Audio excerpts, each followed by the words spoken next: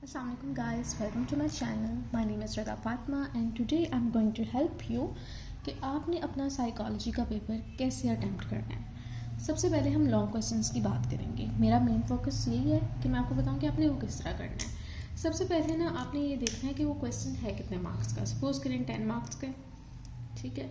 अब 10 मार्क्स का question itself is going to be huge. तो अब आपने ना सपोज कर हम यहीं से ना कोई क्वेश्चन पकड़ते हैं और उसी को हम करते हैं कि इस तरह करना है। अच्छा, मैं कोशिश करूँगी कि मैं ना अपलोड करूँ कोई PDF इस तरह बना के ना पूरी बुक का, तो आप लोगों को प्रोवाइड कर दूँ ताकि ईजी हो जाए। अब just give me a minute.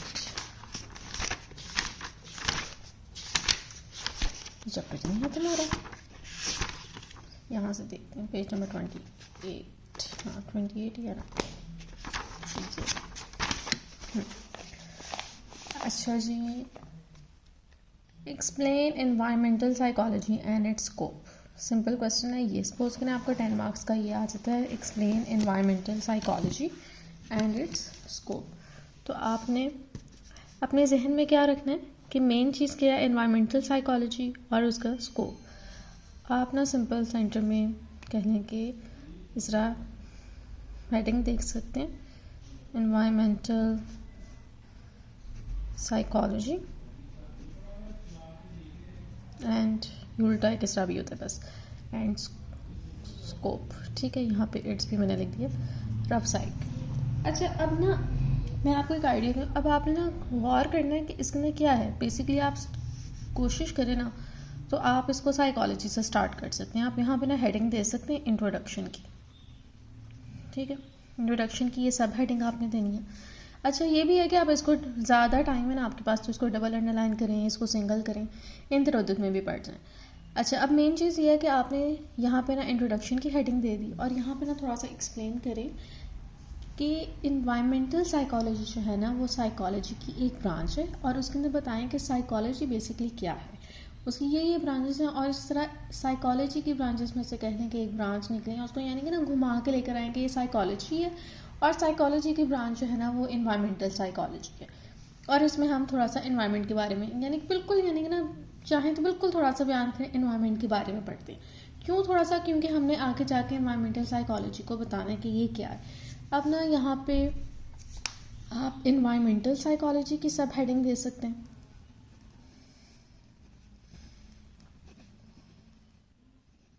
मेरी राइटिंग कितनी गंदी आ रही है यार, माइंड ना कीजिएगा, पता नहीं क्यों गंदी आ रही है, बस आ रही है। लेकिन या फिर आप यहाँ पे ना डेफिनेशन, ठीक है, और यहाँ फिर आप ना स्लैश यहाँ पे हेडिंग दे सकते हैं स्टेटमेंट की, ठीक है।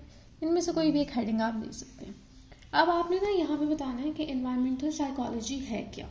आप बता सकते हैं this is called as environmental psychology definition में, कि ये है ब्रांच ऑफ साइकोलॉजी, इसके अंदर हम इन्वायरमेंट को स्टडी करते हैं। और बाज़ औक़ात ना इस तरह होता है कि सपोज करें किसी खास राइटर ने या खास साइकोलॉजिस्ट ने इसके बारे में कुछ कहा हुआ है कि ये इन्वायरमेंटल साइकोलॉजी है, तो आपने इसमें बता सकते हैं मज़ीद, इट इज़ स्टेटेड बाय फला साइकोलॉजिस्ट, ठीक है। फिर उसको ना इन्वर्टेड कॉमास में ना ऐसे करके लिखते हैं कि ये वो स्टेट कर रहा है। फिर आगे लिख सकते हैं another scientist explain environmental psychology in his words as, और वहाँ पे फिर इन्वर्टेड कॉमास में कर सकते हैं। अब ये देखें यहाँ पे ये ना फिल हो गया इतने में। अब आपने आने उन्होंने कहा है इन्वायरमेंटल साइकोलॉजी बताएं और उसका स्कोप बताएं। अब यहाँ पे आपने इन्वायरमेंटल साइकोलॉजी की डेफिनेशंस कर ली। फिर उसके बाद आप आगे आएंगे ना तो आपने क्या करना है, अब मैंने ना टॉपिक इतना नहीं पढ़ा हुआ, बेसिक जो मेरे जहन में चल रहा है ना मैं आपको वो बता रही हूँ कि मैं ऐसे इसको अटैम्प्ट करूँगी। लेकिन आपने ऑफ कोर्स तैयारी की होगी, आपको पता होगा कि इसमें एक्सप्लेनेशन में ये है, एग्जाम्पल इस तरह है। तो सपोज करें कोई एग्जाम्पल है इसकी, तो आप यहाँ पे एग्जाम्पल की हेडिंग दे के तो एग्जाम्पल को थोड़ा थोड़ा सा लंबा करके उसको भी डिफाइन करके बयान करेंगे। एक ही जगह 2 एग्जाम्पल्स दे देंगे, यानी कि उसको भी ना आप बड़ा कर देंगे। तो उसके अंदर बताएंगे कि आपने इंट्रोडक्शन भी दे दिया, डेफिनेशन भी दे दी, फिर उसके बाद अब आपने एग्जाम्पल्स भी बता दी। अब आप आगे देखें कि सपोज करें कि इसकी टाइप्स हैं, तो आपने बताना है कि इन्वायरमेंटल साइकोलॉजी को इस बेस पे फलां यानी कि ना टाइप्स में कह लें कि डिस्ट्रीब्यूट किया गया, यानी कि इसकी इतनी टाइप्स हैं, आपने वो बता दें। फिर उसके बाद जो है ना आपने टाइप्स बताई, उन टाइप्स को एक्सप्लेन करना है थोड़ा सा डेफिनेशन से, क्योंकि हमारा मेन टॉपिक उसकी टाइप्स नहीं है। हमने फिर आना है मज़ीद इन्वायरमेंटल साइकोलॉजी के स्कोप पे। आपने फिर क्या करना है, environmental psychology and its scope की यहाँ पे हेडिंग देनी है, सब हेडिंग। इधर सेंटर में जो है ना मेन हेडिंग आती है, जो सब हेडिंग होती है वो साइड पे आती है इस तरह आपकी मार्जिन लाइन के साथ। Environmental psychology and its scope. फिर उसके बाद ना आपने बताना है the scope of environmental psychology is very vast, और जिस तरह भी है ना आप उसको बताएं। अब यहाँ पे ना मैं आपको थोड़ी सी मज़ीद हेल्प करती हूँ। ज़रा ना हम यहाँ से निकालते हैं एनवायरमेंटल साइकोलॉजी। अब ये देखें, ये जो पैराग्राफ है ना जो इसमें लिखा हुआ है, इसको पढ़ें और इसके अंदर से ना आपको इंट्रोडक्शन समझ आ जाएगा।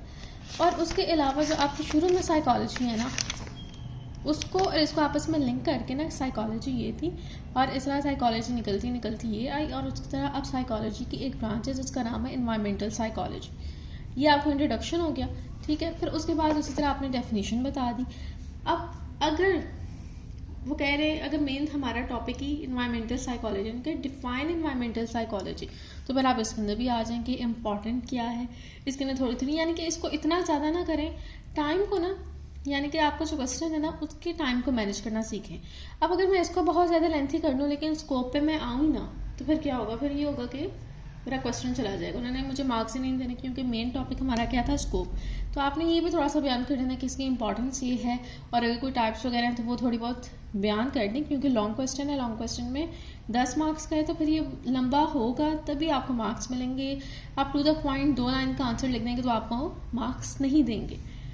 फिर उसके बाद है स्कोप ऑफ एनवायरमेंटल साइकोलॉजी, इसी तरह आपने सब हेडिंग देनी है। और इस तरह तो यहाँ पे तो पैराग्राफ में लिखा हुआ ना, इसको पढ़ें, इसको समझें, और फिर इसके अंदर जो है ना आप अपने हिसाब से बनाएं कि जिस तरह स्कोप जो है वो बहुत ही वास्ट है। मैंने तो अपने पास लाइन बोली थी, यहाँ पे असल में भी लिखी हुई है, तो इसको ना यानी कि थोड़ा सा इस तरह कर लेंगे, यहाँ से यहाँ तक आप इंट्रोडक्शन में लिखते हैं। फिर उसके बाद आगे इसके अंदर देखें कि उन्होंने ना पार्ट्स बनाए होंगे, जिस तरह ये अलहदा पैराग्राफ है, तो इसका ना इस पैराग्राफ का अलहदा टॉपिक होगा, तो आप ना उसकी हेडिंग बना देंगे। जिस तरह एग्जाम्पल देती हूँ आपको कि स्कोप जो है ना स्कूल्स में बहुत है, ठीक है नहीं, स्कूल्स में बहुत है इसका स्कोप, तो आप ना यहाँ पर स्कूल्स की सब हेडिंग दे के ना कि environmental psychology scope in schools, तो आपने स्कूल में बयान कर देना स्कूल में तो इसका इतना स्कोप है, ऐसे है वैसे है, स्कूलों की तरक्की का राज इसमें है, यानी किस तरह करके ना आपने सारा लिख देना है। फिर उसके बाद अगर देख लीजिए इन्वायरमेंटल साइकोलॉजी का सड़कों पे बहुत ज़्यादा स्कोप है, तो आपने लिख देना इम्पॉर्टेंस ऑफ इन्वायरमेंटल साइकोलॉजी इन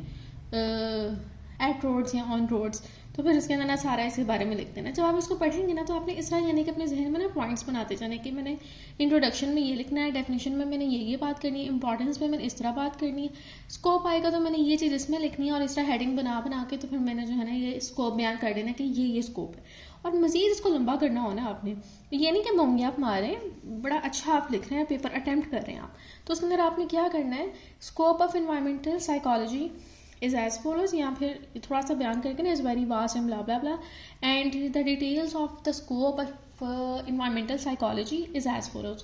उसके अंदर ना ये जो हमने पॉइंट्स अपने जहन में बनाया ना कि स्कूल में इंपॉर्टेंस है, सड़कों पे इंपॉर्टेंस है, तो आपने क्या करना है, इस तरह ना इज एज फॉलोज लिख के ना, एज फॉलोज इस तरह लिख के, डोंट माइंड माई राइटिंग पता नहीं आज किया होगी, तो आप ना यहाँ पे इस तरह बुलेट पॉइंट्स बनाने, तो आपने जो भी यानी कि है ना कि स्कूल्स में है तो आप यहाँ पे लिख दें कि स्कूल्स, फिर उसके बाद सड़कों पे है तो यहाँ पे यानी कि जिस तरह आपने हेडिंग्स बनाएंगे ना तो उनको बुलेट पॉइंट्स में ना इस तरह लिख दें। उससे क्या होगा, तकरीबन इतनी जगह जो है ना ये आपकी हो जाएगी, और उसके अंदर अच्छा भी लग रहा होगा कि अगर सपोज करें चेक करने वाला जो है उसके पास कम टाइम है, and he will be just like अच्छा ये भी लिखा है तो इसने पहले ही बयान कर दिया। फिर आगे जब आप उसको मज़ीद एक्सप्लेन करेंगे ही विल लाइक इसने तो सारा एक्सप्लेन किया। तो बाद में अगर आपकी कोई ग्रामर की या कह लेंगे ना छोटी मोटी गलती है कोई, तो वो ना साइड से निकल जाती है। लेकिन अगर आप पैराग्राफ में ऐसे फुल लिख देना तो पेजेस भरे होंगे, बस पैराग्राफ में पैराग्राफ है, लिखा हुआ है सारा कुछ, तो वो जब पढ़ेगा ना तो वो आपकी छोटी से छोटी मिस्टेक ना निकाल पाएगा। You know what I am saying. तो इसके अंदर ना ये होगा, उसको पढ़ने में भी आसानी होगी। वरना फिर ना एक अगर आप बिल्कुल पैराग्राफ में लिख देंगे ना, यानी कि पूरा यहाँ से लेकर यहाँ तक आपने बस लिखा हुआ है, तो एक ना क्लस्टर सा लगेगा, ऐसे क्लॉस्ट्रोफोबिक सी ना फीलिंग आएगी। सो ये भी ज़रा एक साइकोलॉजिकल है, कहने के यहाँ तक अगर आप इस लिहाज से देखें तो ये भी चीज़ है। तो हमेशा ना पेपर इस तरह अटैम्प्ट करें कि वो देखने में ऐसा लगे कि वो पढ़ने वाले के लिए ना ईजी हो। आप ग्राफिक डिज़ाइनिंग में भी होते हैं ना, तो उसके अंदर होता है कि चीज़ें ना बिल्कुल जुड़ी भी ना लगें, बल्कि इस तरह के अच्छा ये पढ़ा तो उसकी आँख यहाँ पे जाए तो ये लिखा हो, तो जो मैसेज आप पहुँचाना चाह रहे हैं ना वो उस तक फ़ौरन पहुँचे, ये ना हो कि उसको ढूंढना पड़े। तो जो आंसर है ना वो इस तरह हो कि बिल्कुल उसकी आंखों के सामने कि अच्छा ये भी चीज़ बताई हुई है, ये भी चीज़ बताई हुई है, तो सारा कुछ बयान है, तो फिर आपको मार्क्स मिल जाएंगे जल्दी। अच्छा, वैसे अब इसको आगे देखते हैं कि स्कोप ऑफ एनवायरमेंटल साइकोलॉजी में हमने बिल्कुल इसका फुल पैराग्राफ में नहीं, ये स्कोप की हेडिंग दी और बस पैराग्राफ में जिस तरह बताया ना मैंने, वैसे थोड़ा सा इंट्रोडक्शन बता दिया, जायज़ फॉलोअर्स, फिर बुलेट पॉइंट्स बना दिए, फिर उसको मज़ीद एक्सप्लेन कर दिया। फिर उसके बाद आगे क्या है, environmental psychology believe that are not only influenced by environment but also change it to a certain extent। अच्छा, अब ना आप इसको पढ़ने के बाद ना आपको पता चलेगा कि हो सकता है कि वो इस टॉपिक को ना एक कहने की एंडिंग तक लेकर आ रही हूँ कि उसका कोई नतीजा निकाल रहे हो। तो आप ये भी कर सकते हैं कि आप भी एंडिंग पे आके ना इस तरह कोई कंफ्यूजन की हेडिंग दे दें कि अब ये बिलीव किया जाता है कि जी इसका बहुत ज़्यादा स्कोप है और ये काम कर रहे हैं इन्वायरमेंटल साइकोलॉजिस्ट, और आने वाले सालों में इनकी वजह से ये तरक्कियाँ होंगी। तो ये क्या होगा, ये ना आप कंक्लूजन में ऐड कर सकते हैं कि अब मैंने टॉपिक आपको सारा बता दिया और इसका ये थोड़ी सी बात है जो आगे होगी, और जो भी यानी कि टॉपिक एंड हो गया अब यहाँ पे, तो वो जो है ना पढ़ने वाले को भी होगा कि हाँ सारा इसने ना अच्छी तरह एक्सप्लेन किया। तो अब इससे क्या होगा कि आपके मार्क्स जो है ना कटेंगे नहीं, और इंशाल्लाह आपको 8-9 तो मिल ही जाएंगे। फुल मार्क्स मिलना it's very difficult, they don't give full marks, so 8-9 it's good. अच्छा, अब ना हम कोई और क्वेश्चन देखते हैं जिसके अंदर मैं आपको बता सकूँ कि वो आपने किस तरह अटैम्प्ट करना है, थोड़ा सा डिफरेंट हो। अच्छा, अब ये देखिए लिखा हुआ है which stages has the modern definition of psychology gone through to achieve its present status. अभी उन्होंने थोड़ा सा आपको ना ट्रिकी लॉन्ग क्वेश्चन दिया। इसके अंदर क्या है कि आपको ना तभी आता होगा जब आपने इस पूरे चैप्टर को ना समझा होगा, पूरी स्टोरी से आप वाकिफ़ होंगे कि अच्छा पहले ये कहाँ से निकली थी और फिर क्या ऐसा हुआ कि आज ये साइकोलॉजी जो है वो एक साइंस की ब्रांच है। तो वो स्टेजेस क्या होगी कि शुरू से आपको बताना है। तो आपने ना सपोज करें यहाँ से ले लेते हैं, ठीक है, stages has a modern definition of psychology gone through to achieve the present status. तो इसके लिए ना दो चीज़ें हैं, स्टेजेस हैं, ठीक है, और स्टेजेस से लेके हमने आना है प्रेजेंट स्टेटस तक। क्वेश्चन को ना पहले समझा करें कि उसके अंदर आपने बताना क्या है। इसके अंदर वो आपसे क्या पूछ रहे हैं कि मॉडर्न डेफिनेशन ऑफ साइकोलॉजी जो है वो किन किन स्टेजेस से गुजर के यहाँ पे आई है। तो सबसे पहले आप अगर चाहें तो साइकोलॉजी जो है ना इस तरह यानी कि कहने के साइकोलॉजी की यहाँ पे हेडिंग दे सकते हैं, और फिर उसके बाद उसमें आ सकते हैं कि आप इंट्रो पे आ जाएं, या आप इंट्रोडक्शन नहीं बल्कि आप ना बेशक इधर हेडिंग दे दें डेफिनेशन ऑफ साइकोलॉजी। कि डेफिनेशन यानी कि साइकोलॉजी है क्या, अब आपने बड़े कॉमर्स में बता दिया कि ये साइकोलॉजी। अब आप इसके बाद आए कि शुरुआत अर्लियर स्टेजेस की हेडिंग दे दें। अच्छा, मैं तो ना इस तरह ही करती हूँ कि मुझे पता होता है कि ना इस तरह यानी कि इसके ना ये चीज़ मैंने बयान करनी है, और उसका ना अपने जहन में एक मैप बना लेती हूँ कि पहले मैंने ये चीज़ बतानी है, फिर इसके बाद ना मैं इसका यहाँ पे ये चीज़ बयान करके तो इस तरह कर करके ना मैं मेन टॉपिक पे आऊँगी, और मेन टॉपिक को आगे इस तरह बयान करके तो एंड पे उसको बस कंक्लूजन दे दूँगी।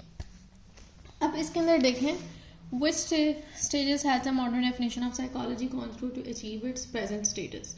तो अगर आप डिफरेंट फेज में ना आप अपने टॉपिक तक आ सकते हैं, तो आप ना इंट्रोडक्शन की सपोज करें ईजी कर लें, इंट्रोडक्शन की हेडिंग दें और उसके अंदर ना बताएं कि साइकोलॉजी जो है ना उसकी डेफिनेशन है, और उसके बाद साइकोलॉजी जो है ना वो बहुत सी स्टेजेस से गुजरी है, और आज जो है वो अपना प्रेजेंट स्टेटस यानी कि एक साइंस की ब्रांच होने का स्टेटस जो है ना उसने पाया है, जिसकी मज़ीद तफसीलात यानी कि further details of this topic is going to be explained below which is as follows. इस तरह करके आप एक लाइन बना के वहाँ पे लिखते हैं।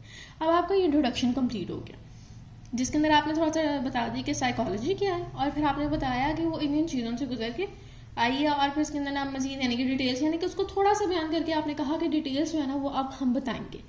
अब आप ना यहाँ पे ना हेडिंग दे सकते हैं कि अर्ली स्टेजेस की जगह ना आप लिख दें स्टेजेस, ठीक है। स्टेजेस में आप लिखें psychology went through a lot of stages, या जितनी भी स्टेजेस हैं उस तरह लिखें कि बहुत से स्टेजेस से गुजरा जो कि दर्ज झेल हैं। तो उनमें से ना आप लिख दें कि एक एरा था कि जिसके अंदर इसको साइंस ऑफ सोल, फिर उसके बाद आपने पढ़ा ही होगा कि साइंस ऑफ माइंड इस तरह करके आया, यानी कि ना बुलेट पॉइंट्स में इस तरह करके ना छोटा छोटा लिख दिया। फिर उसके बाद इसको पकड़ा साइंस ऑफ सोल को, तो उसका बताया कि इसका इसमें यह था कि साइंस इसको मानते थे कि ये साइंस ऑफ सोल है, यानी कि इसके अंदर स्टडी किया जाता है सोल्स को, और ये रिजेक्ट हो गया। यानी कि थोड़ा सा ना इसको पूरा बयान किया कि ये साइंस ऑफ सोल है, ठीक है, इसकी डेफिनेशन ये है, और इसको इस बिना पर रिजेक्ट कर दिया गया। फिर इसके बाद एक और चीज़ आई, उसके अंदर भी रिजेक्ट कर दिया गया। फिर ये डेवलपमेंट आई, फिर उसके बाद जो है मज़ीद डेवलपमेंट आई। फिर ये आइडिया आया कि जिसको फलां साइकोलॉजिस्ट ने जो है वो कह लें कि किसी ने तो खिलाफवर्जी की होगी, ठीक है, वो भी लिख दें कि फ़लाँ ने ना बहुत ज़्यादा इसको अपोज़ किया और फ़लाँ इसके हक़ में बहुत ज़्यादा था। यानी कि हेडिंग्स बना के पूरी स्टोरी जो है ना वो आपने बांधनी है।